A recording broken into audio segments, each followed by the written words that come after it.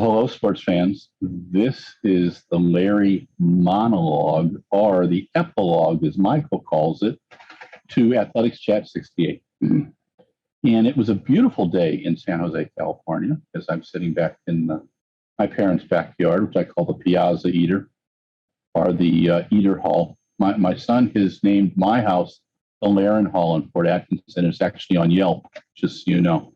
All right, you can put a review there. Anyhow, I've digressed. But today, what we were talking about, we talked about the Zurich meet. One word to describe the Zurich Diamond League: spectacular. Day one and day two. I've watched both the broadcasts. I thought Cram and Hutchings did a nice job. I will watch the U.S. broadcast as well and prognosticate on that because I have Peacock now. $4.99 a month, great investment. There was killer performances both days. It was great to see the athletes boom, boom, boom. It was like watching the Prefontaine, and I think that the idea of a two-day final, one city, makes a lot of sense. I hope the Diamond League gets that. They had spectacular meets this year. You know, one meet after another was really good. And then the final just blew us away. And this was after an Olympics, and an Olympics that was challenging. And that was, 18 months late or 15 months late.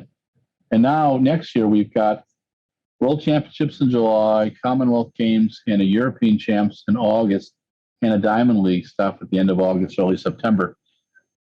It's going to be fascinating to see how they keep Diamond League relevant next year. I also think that the idea of the Diamond League and a Super League makes a ton of sense. Meets in Europe, U.S., and something in Asia. Curious to see if we're able to get the Wanda Diamond League in China in the next couple of years. I just, until the pandemic, until we understand what happened and where things are going, and this isn't a failing of science or anything like that. This is how normal things are learned. It's ebb and flow. Until we figure out how things are done and how Mother Nature is evolving with the pandemic, I don't know what we do. I think we're doing a great job now. I think getting athletes in the stadiums was fantastic. The 20,000 people in Brussels, and close to that in the RunBlogRun in Zurich, which is absolutely beautiful stadium. I saw the European Champs in 14 there. I've seen multiple belt tosses, just killer, great beats, and a lot of fun. And it's Diamond League is a great concept, and they've done a spectacular job with it. But this was the most spectacular. So I'm going to stop using that word. Great run. 40th time in Newcastle, in Gateshead. Been there about 5 times and loved it. It's part of the Great Run Company, now run by Paul Foster. Hello, Paul, and good job. I'll have to watch the broadcast in the next day or two. But some great performances on the men and women's sides. Mark Scott, Helen O'Beary.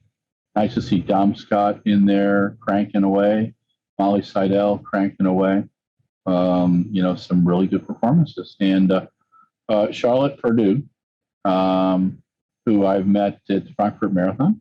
Charlotte probably should have made the Olympic team, but it didn't happen. So her Olympics will be in London. And I hope she runs well, and I think she will. But in the past, the Great Run has had the likes of Mo Farah, has had a City Games as well. I'm not sure they did that this year. They used to, and that was a wonderful occurrence. And it was kind of the end of the season thing for a lot of folks. And people stayed up and just had a good time. And it was great seeing the athletes just kind of relax.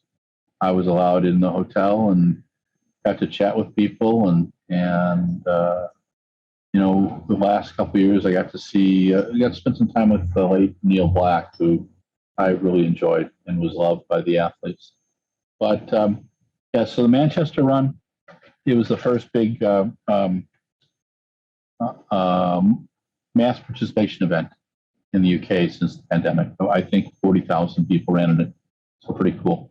Brits in the Fifth Avenue Mile.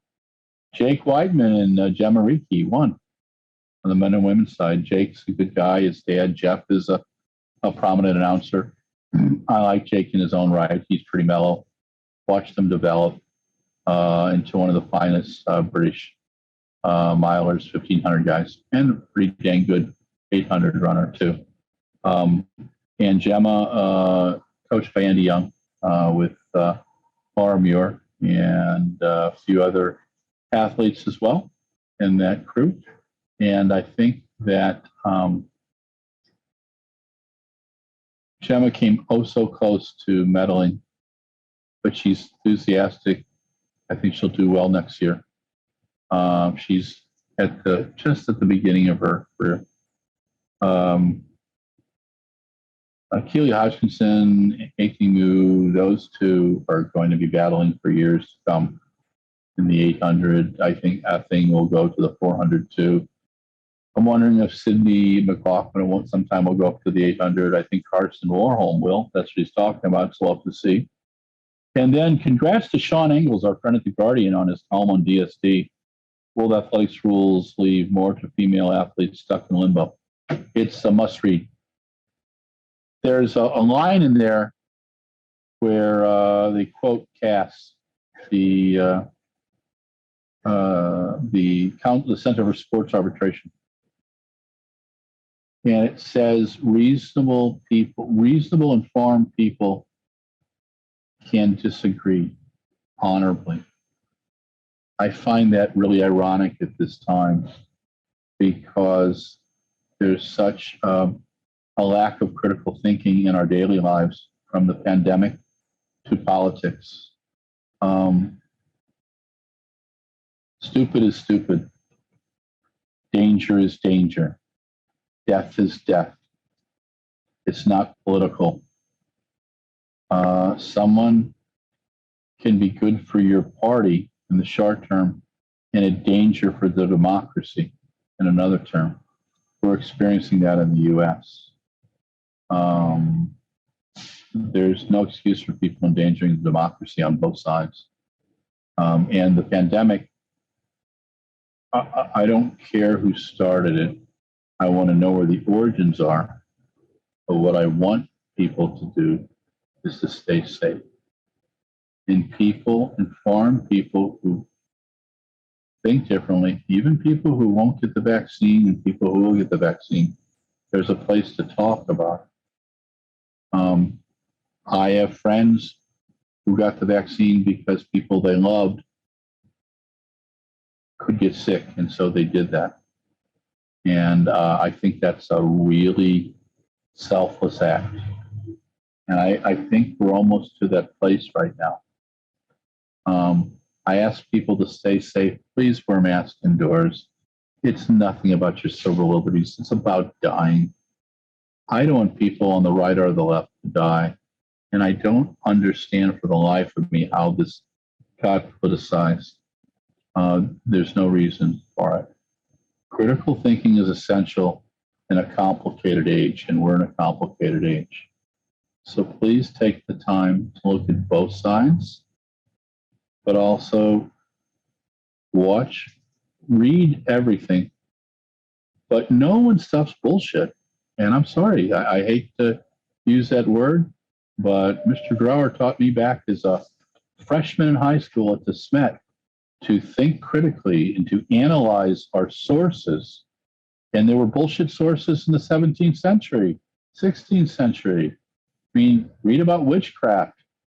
But people back then also knew that it was a terrible treatment of women, and a lot of it was silliness. Okay, so is the pandemic our modern witchcraft? I don't know. But there are parallels, and we need to think critically.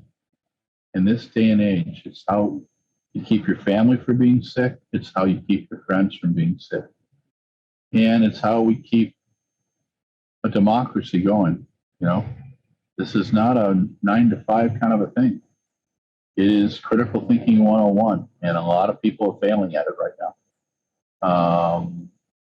So take the time. Take the time to think about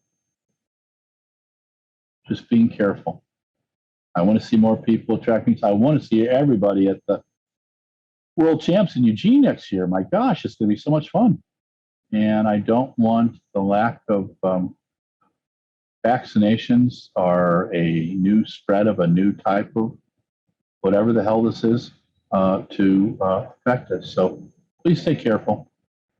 Thank you for enjoying episode 68. We're going to take a break for a week, and Stuart's going to get a nice vacation.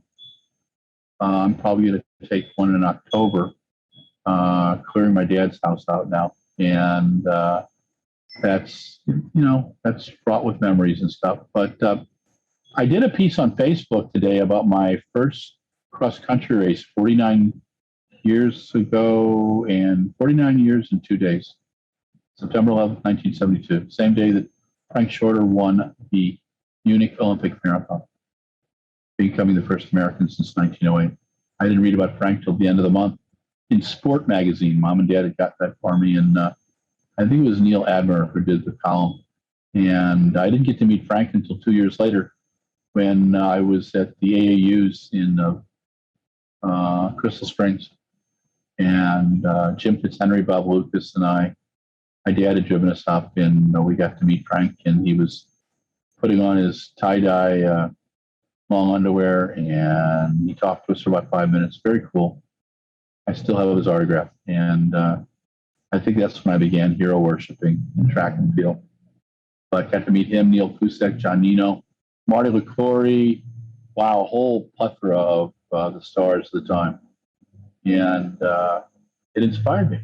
And I hope you get your kids to track meet so they can be inspired. Let them meet one of the athletes of this era. There's some incredible athletes and coaches who are competing now.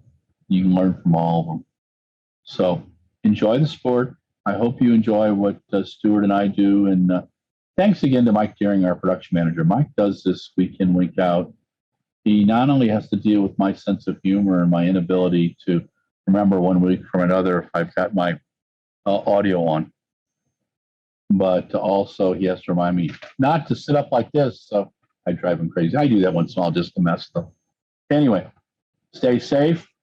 Check out Peacock. Support people who are doing coverage of track and field.